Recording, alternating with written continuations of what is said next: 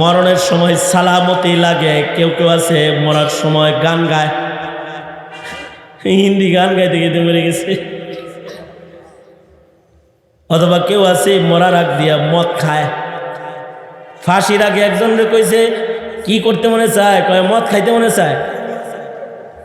বাংলাদেশের জাতীয় পত্রিকা আসছে, একটারে বলছে ফাঁসির আগে যে কি করতে মনে চায়, ও কয় বিড়ি খাইতে মনে চায়। পরে বিড়ি খাওয়াইছে, বিড়ি খাইয়া ফাঁসিতে ঝুলে মরে গেছে।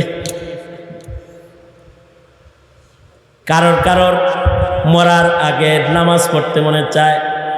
এই মরণগুলা সালামতির মরণ। দেখেন না ফিলিস্তিনে যারা মরতেছে মরার আগে কোরআন শরীফ পড়তে পড়তে মরে। হাসপাতালে কোরআন শরীফ পড়তেছে আর রুহু বাইরেছে। আল্লাহু আকবার। শাহাদাতের বিছানার ভিতরে আল্লাহর কালামের তিলাওয়াত করতেছে আর রূহ কবজ হইতেছে। আসসালামু আলাইয়া ইয়াউমা উলিদতু ওয়া ইয়াউমা আমুতু ওয়া ইয়াউমা উবআসু হাইয়া। মরার সময় আল্লাহর কালাম পড়তে পড়তে মরবার লাগছে। কত সালামতি। আমাদের কিছু কিছু বুজুর্গরা আছেন মরার সময়, মুহাদ্দিস মানুষ তো মরার সময় হাদিস পড়তে পড়তে মরে গেছে। এক বুজুর্গ আছে, তিনি মরার সময় বলতেছেন, এই বুখারী শরীফটা আনো, আমার বুকে যাইতে ধরো, নবীর হাদিস আমার বুকে যেতে ধরো। তো বুখারী শরীফ বুকের ভিতরে যাইতে ধরছে আর কালিমা পড়তে পড়তে রূহ বের হয়ে গেছে। ইমাম গাজ্জালী রাহমাতুল্লাহ। আমাদের আর এক বড় বুজুর্গ আছেন, যিনি মরণের সময় হাদিস পড়তে পড়তে মরে গেছে। আবু যুরআ আর রাজি রহমতুল্লাহি আলাইহি। আবু যুরআ রাজি হলো ওনার এক ছাত্র, ওনার কাছ থেকে হাদিস মুখস্থ করে। আবু যুরআ রাজি থেকে হাদিস মুখস্থ করতেছে, ঘরে বয়ে বয়ে খালি কয় আন আবি যুরআ আন আবি যুরআ আন আবি যুরআ আন আবি যুরআ, খালি আবু যুরআ বারবার পড়ে। এই নামটা বারবার উচ্চারণ করছে। আর বিবি একটু গরম মেজাজের বউ, বউয়ে কয় আমার নাম তো একবার হলো না, ওটা কার নাম যাব? তো ছাত্র কয় ওস্তাদের নাম জপি। ওস্তাদের নাম এত জপতে হয় নাকি? তো ছাত্র খেপে গেছে। ছাত্র কয় আমার ওস্তাদের নাম লাখবার জপা যায় ডেলি। কয় কেন লাখবার জপবা? কয় এত কথা কইস না কিন্তু। তো রাগ হয়ে কইতেছে, আমার উস্তাদের যদি 1,00,000 হাদিস সনদ সহ মুখস্থ না থাকে তাহলে তুই 3 তালাক। মানে নিজের বিবির তালাকটা উস্তাদের ইলমের উপরে লটকায় দিছে।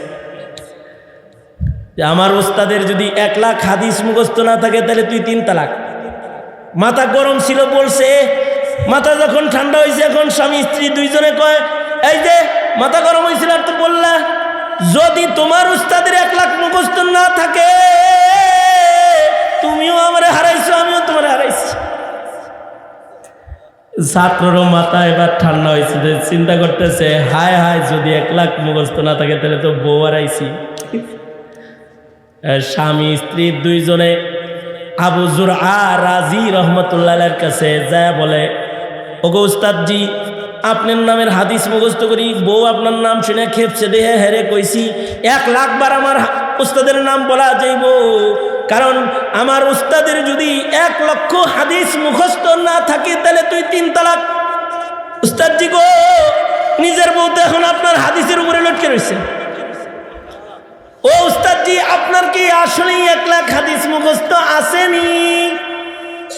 আবু যুরআ রাজি বলে, নিশ্চিন্ত মনে স্বামী স্ত্রী যাও ঘর সংসার করো, তোমাদের ওস্তাদের 1,00,000 নয়, আলহামদুলিল্লাহ আমি আবু যুরআর 6 লক্ষ হাদিস সনদ সহ মুখস্থ আছে। এত বড় মুহাদ্দিস যিনি, ওনার যখন সাকারাত শুরু হয়েছে, মরণের সাকারাত শুরু যখন হয়েছে, তখন ওনার ছাত্ররা পাশে কোরআন মজিদ পড়তেছে, কেউ কালিমার তালকিন করতেছে।